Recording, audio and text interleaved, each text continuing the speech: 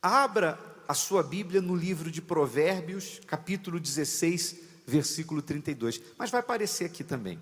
Abra a sua Bíblia em Provérbios, capítulo 16, versículo 32.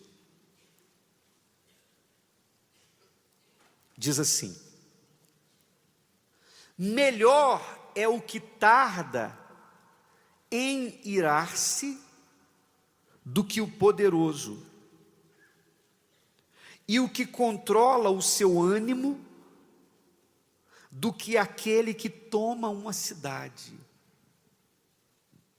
Na outra versão, revista e atualizada, fala que aquele que domina o seu espírito, aqui fala ânimo, é maior do que aquele que é herói de guerra e conquista uma cidade. Porque o maior inimigo do homem não é o diabo. O maior inimigo do homem é o próprio homem. É a natureza adâmica, é a natureza humana que todos nós temos. Não há homem que seja, ou mulher, não importa, não há pessoa que seja tão santa que não tenha instintos, que não tenha manifestações da sua carne, da sua natureza. Isso não existe. Enquanto nós estivermos neste vaso de barro, enquanto nesse mundo vivermos, a nossa carne, ela vai manifestar o instinto, a natureza dela. E vai nos encaminhar para irmos contra a disciplina do reino de Deus. Isso qualquer pessoa vai viver até o seu último dia de vida. Existem desejos que você vai ter que são lícitos. E existem desejos que você vai ter que são ilícitos.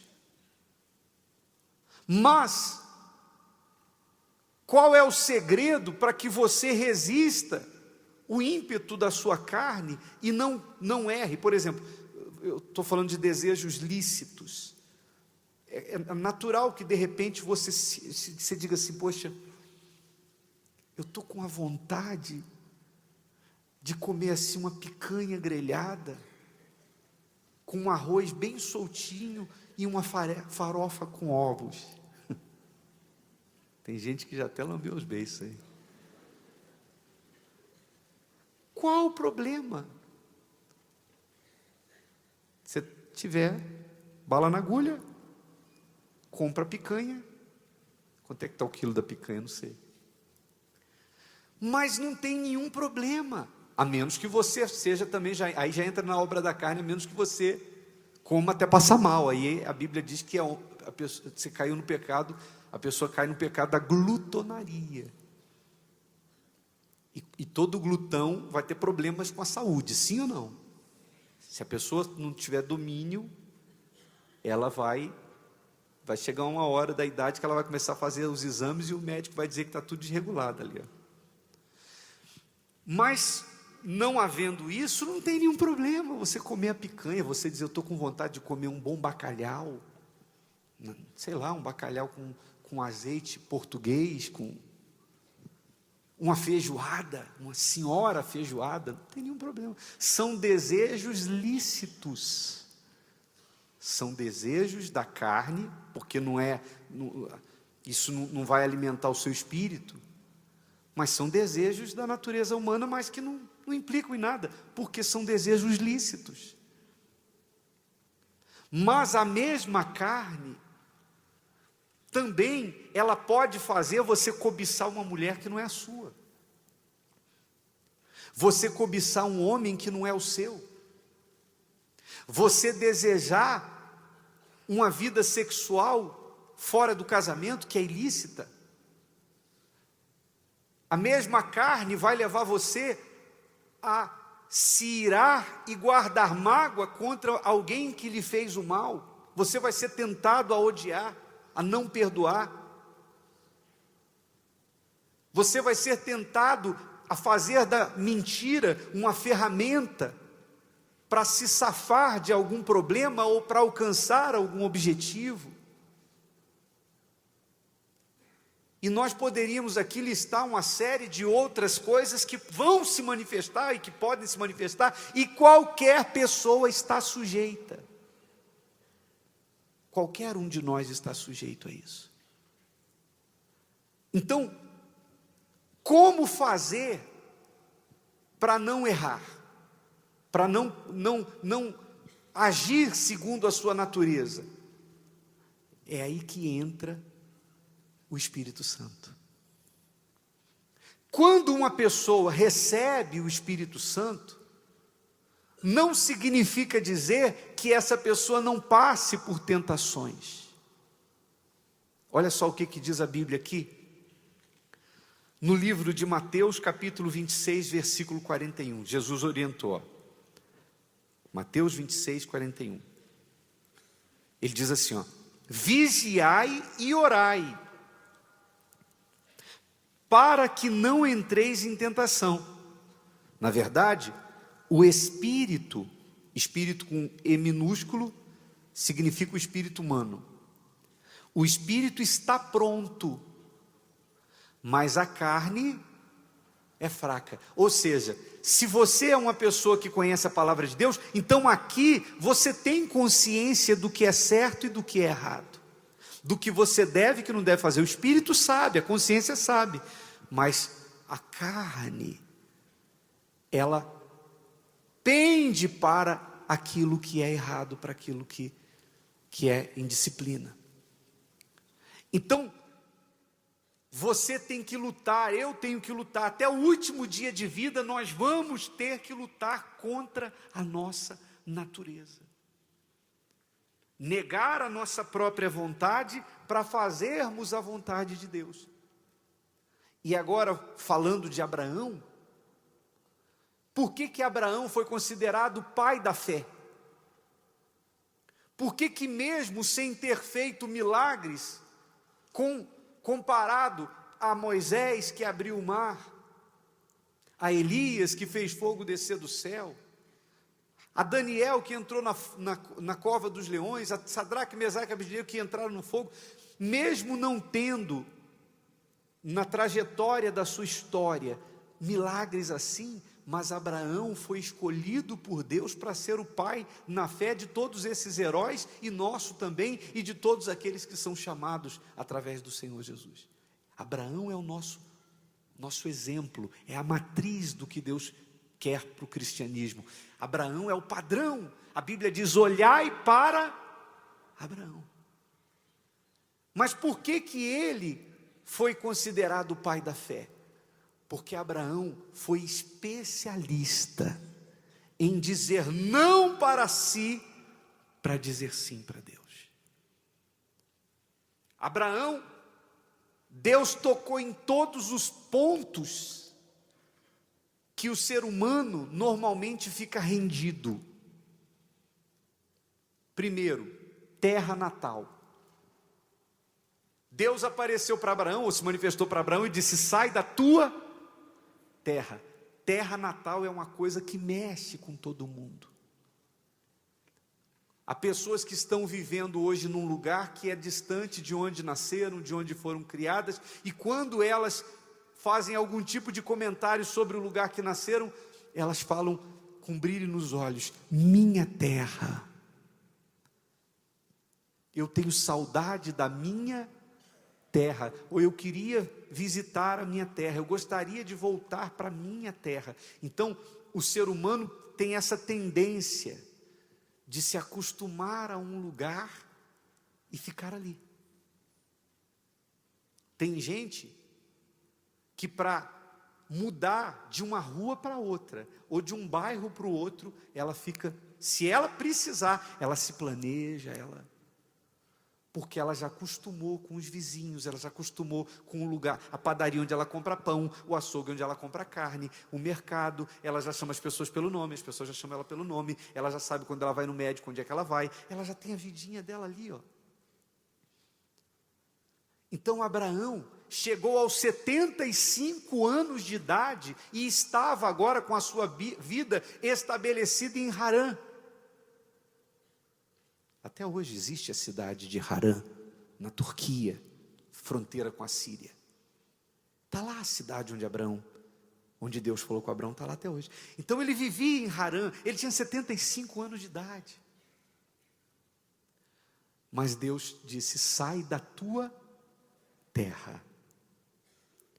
Então, primeira coisa, que é difícil de se desprender, terra. Segunda coisa, e da casa de teus pais. Ficar distante dos pais, distante dos parentes, não é para qualquer pessoa. Tem gente que não consegue, ela não suporta a dor da saudade. Sim ou não? Hoje em dia está até muito mais fácil, porque o mundo se tornou pequeno por causa da tecnologia, comunicação. A pessoa, se você tiver um filho agora lá no Japão, você pode não apenas falar com ele todos os dias, como vê-lo. Só você ter um bom 3G, um cartãozinho de 3G no seu celular, e um aparelhozinho que tem vídeo, que você consegue não só falar, mas você vai ver ele todos os dias. Mas naquela época não tinha carta, não tinha fumacinha, não tinha pombo-correio, não tinha nenhum tipo de comunicação, telefone com fio, sem fio, não tinha nada. Tchau, foi embora, você não sabe mais do que. Quem está me entendendo faz assim. Então Deus tirou Abraão, provou o coração de Abraão. Então quando Abraão saiu, ele precisou negar a si mesmo. E assim foi toda a vida dele. Ele não escolhia onde ele ia ficar. Ele ia para onde Deus mandava. E quando a gente fala para vocês, por exemplo, dessa coisa de não ter lugar fixo, nós pastores nós podemos falar disso com propriedade. Porque a gente não tem parada certa. Vocês que são membros da igreja, talvez quem esteja pela primeira vez não vai entender isso, mas vocês que são membros da igreja, vocês sabem quantos já passaram aqui, e tem gente que não sabe nem onde é que eles estão. Às vezes vem, fulano está onde? E o pastor fulano? E o Beltrano? Você não sabe, a gente está no exterior, está do outro lado do mundo, está lá numa ponta do Brasil. Então, o filho do homem não tem onde reclinar a cabeça. Então Abraão não tinha parada certa, ele ia onde Deus o mandava. Já Ló, que era sobrinho dele, que estava na aba dele, recebendo as bênçãos de Deus por meio de Abraão, chegou uma hora que Ló cansou de fazer o que Deus queria, de ir para onde Deus mandava, e ele pensou: quando é que eu vou ter a minha vidinha? Poxa, meu tio é tão rico, mas mora no deserto. Eu queria ter casa, eu queria morar numa casa mesmo, eu queria ficar numa cidade, eu queria ficar num lugar. E aí, quando eles já estavam bem ricos, e os rebanhos tinham crescido muito, a terra tinha dificuldade de sustentá-los, então ele decidiu pela separação. E você vê o que é a natureza humana e a natureza espiritual. Na hora de escolher para o lado que ia, Abraão abriu mão disso. Abraão disse: olha, meu sobrinho, está aí, a terra está aí, ó, toda diante dos nossos olhos. Se você disser que vai para a direita, eu vou para a esquerda. Se você disser que vai para a esquerda, eu vou para a direita. E aí Ló olhou e viu as campinas do Jordão, uma terra atrativa diante dos olhos. Os olhos a visão é um instinto, não é isso? E ele viu que lá tinha cidade, é para onde ficava Sodoma. Então ele pensou: poxa, ali eu posso morar, posso criar minhas filhas, ali eu posso plantar, colher, me tornar um comerciante, eu vou ter não vou ficar essa vida de andar para lá, Deus aparece, agora vai para cá, agora vai para lá. Não, eu vou fazer um pouco a vontade do meu coração. A natureza humana de Ló se manifestou. E ele então decidiu ir para Sodoma. E aí você sabe qual foi o fim de Ló. A cidade de Sodoma estava corrompida. Deus precisou tirá-lo às pressas porque a cidade foi destruída. A sua esposa, apegada à cidade, ficou olhando para trás na hora de sair, se converteu numa estátua de sal. ele viveu os seus últimos dias dentro de uma caverna, e as duas filhas o embriagaram e se relacionaram com ele, e ele foi pai dos próprios netos ou avô dos próprios filhos, e da sua descendência, das duas filhas, nasceram os amonitas e moabitas, que vieram a ser inimigos de Israel, descendência de Abraão. Tudo por quê? Porque Ló não conseguia dizer não para o coração dele, como Abraão conseguiu. Então Abraão, que foi o precursor do Evangelho, é a pessoa que serve de matriz, de padrão para a nossa fé. Olhai para Abraão. Se você quiser o reino de Deus, se você quiser ser salvo, se você quiser uma parceria com Deus, então, resumindo tudo o que eu falei, a frase é: negue-se a si mesmo.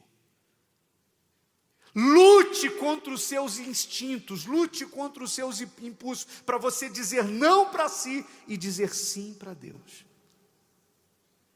Claro, aí tem um segredo que eu quero encerrar falando disso. Você tem que se esforçar, mas isso se torna mais acessível, vamos dizer assim, não é automático, quando você recebe o Espírito Santo.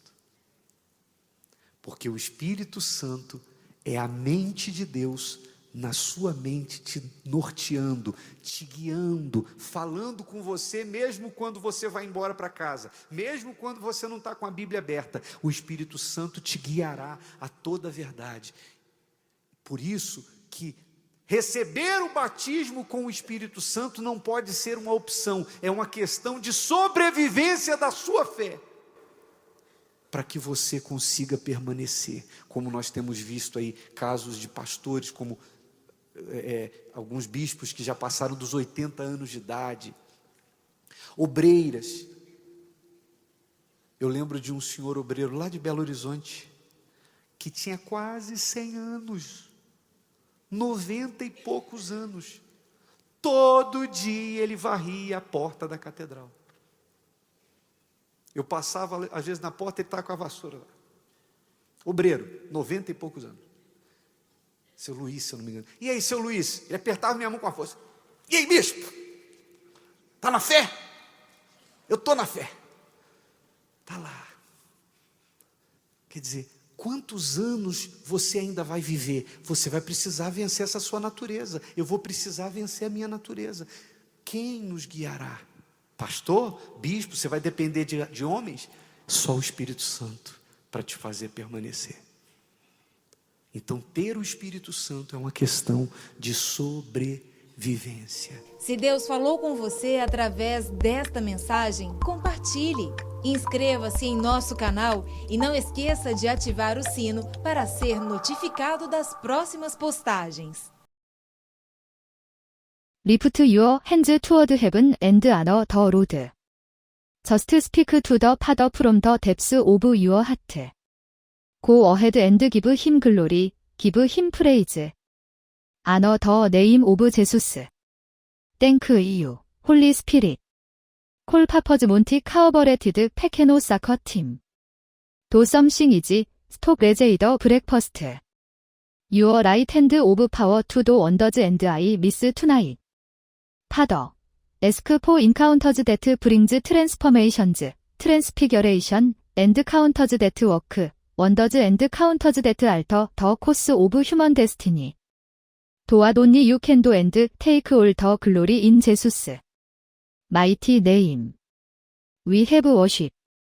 Come on somebody, give the Lord a big hand. Come on 할아래, keep Jesus.